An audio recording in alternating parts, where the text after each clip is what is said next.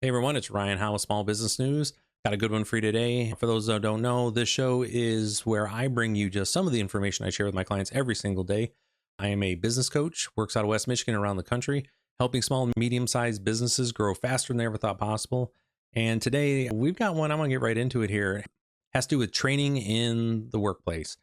And right here, US employers and workers say they face a major skills development disconnect. This is always going to be a thing.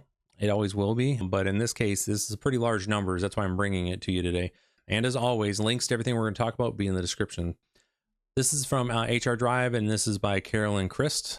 Although both employers and employees see the need for skills development in the workplace, continuous upskilling isn't the norm for most workers. According to a July 3rd report from D2L, a learning technology company.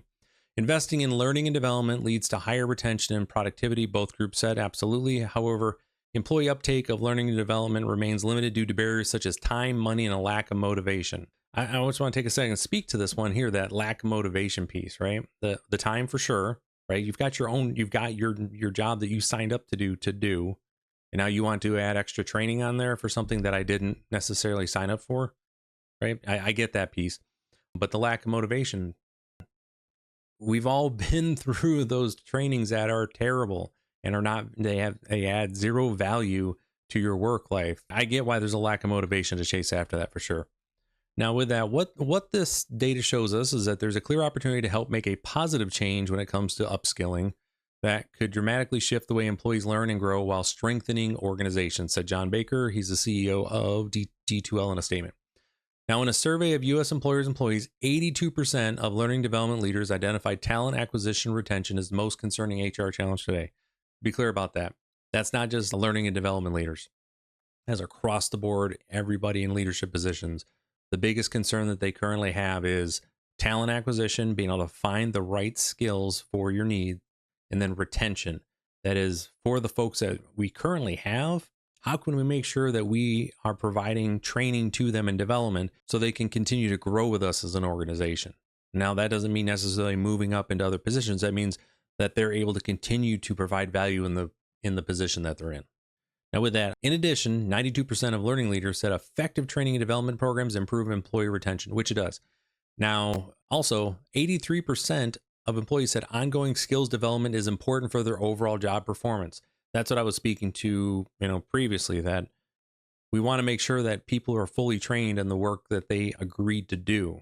There's always going to be changes in development within the job that you're doing, right? Because new technology comes in. So we got to make sure that the training is timely, meaningful, and impactful. Now, they cited increased earning potential, 64%, and career advancement opportunities, 44%, as top motivators for seeking out additional education and training. Now, with that, I want to take a moment and talk about this one here. They cited increased earning potential and career advancement opportunities. Now, what this does, this goes back to an article I had a few days ago about quiet quitting, which I hate that phrase. It's people who are literally just doing the job they signed up for, right? It's in the job description. I'm going to do my job description. That's it, because that's the agreement with the employer. But you look at that number there. What is that? 56% of people don't look at training as a career advancement opportunity. And that's perfectly fine. That's normal. About 60% of people come in, they just want to do the job they signed up for, do it well, and then go home. And that's where, as leadership, we need to get that through our heads. If we need people to do more work, we need to adjust their job descriptions and pay them more, right? I've been saying that for years now, and we're starting to see some traction in that within industry. It's going to take a while, but we're getting there. All right. Now, only half of employees said they completed any formal education or training outside of work in the past 5 years. For many people, taking any sort of training outside of work, it just isn't something that they want to do. If you're an employer and you need to get your people these skill sets, you're going to have to figure out a way to do it at work. Now, with this, why? It's because time constraints and, frankly, a lack of motivation. Most people, when they get away from work, want to be done with work. Last thing they want to do is more training.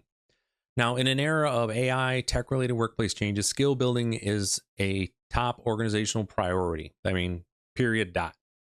Everybody's trying to figure out AI. There's going to be a seismic shift in the way that businesses operate in the next 3 to 5 years. It's not now, yes, some stuff haven't, but in 3 to 5 years. So we've got time to get people trained. particularly how they're going to use AI to help things get better. Now, as employers face a skills gap in coming years, 70% said they're investing in learning and development initiatives, according to a survey by Salary.com.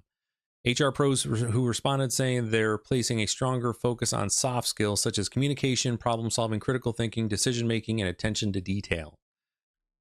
And this is something that I've been talking with. I'm a school board member, and I've mentioned it to the faculty there. I've spoken with a few colleges about this on panels, that we need to make sure that the young men and women who are entering into college right now, getting ready to enter the workforce, they understand the best skills that they can have currently are going to be quality communication, problem solving, critical thinking, decision making, and attention to detail, right? Those soft skills, because they are going to be able to take those and thrive in what's going to be an uncertain workplace for quite a few years, because we just don't know how work is going to change over these next 3 to 5 years.